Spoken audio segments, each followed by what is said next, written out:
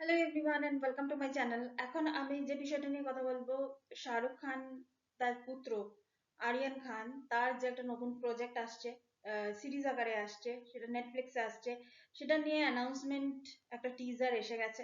সেই টিজারটা নিয়ে কথা বলবো। তো টিজারটা আমার কেমন লাগলো? এক কথায় টিজারটা খুব ফানি টিজার, মজার টিজার। অনেকদিন বাদে শাহরুখ খানকে আবার ক্যামেরার সামনে দেখতে পেয়ে বেশ ভালো লাগছে।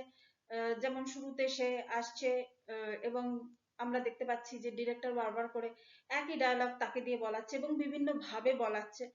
তারপর সে রেগে যাচ্ছে যে তেরা বাপ কা রাজ হ্যায় ক্যা। তো তখন আমরা আরিয়ান খানের মুখটা দেখতে পাচ্ছি যে মানে হ্যাঁ, মানে হ্যাঁ আমার বাবারই রাজ চলছে এখানে।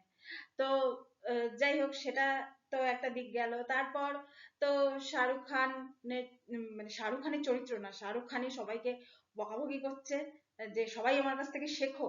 তো সেটা শেখার পরে, মানে শেখানোর পরে তারপর তার ছেলে আবার বলছে যে ক্যামেরা রোল হয়নি, আর একটা টেক নিতে হবে। তো তারপর বাবা ছেলের উপর রেগে যাচ্ছে এবং তারপর কি হচ্ছে, এবং একটা ফেমাস ডায়লগ, মানে সেটা দেখার জন্য আপনারা এই অ্যানাউন্সমেন্ট টিজারটা দেখে নিন। খুব ফানি অ্যানাউন্সমেন্ট টিজার। হ্যাঁ, তবে একটা জিনিস অবশ্যই, যে এই যে অ্যানাউন্সমেন্ট টিজারটা যেটা এসেছে, এর কাজ যদি ভালো হয় ডেফিনেটলি আরিয়ান খানকে, মানে খানের কাজকে সবাই প্রশংসা করবে। কিন্তু যদি না হয় তাহলে কিন্তু মানে কেউ আর কি ছেড়ে দেবে না আরিয়ান খানকে। তো আমি আশা করব যে সে যে কাজটা করবে সে খুব ভাবনা চিন্তা ভাবেই, মানে তিনি ভাবনা চিন্তা করেই করবেন তার কাজটা। তো দেখা যাক এই কাজটা কিরকম হয়।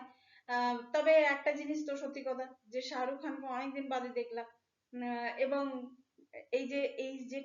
মানে সিরিজটা যে আসছে, তার যে প্রেস মিটেও শাহরুখ খানকে দেখলাম।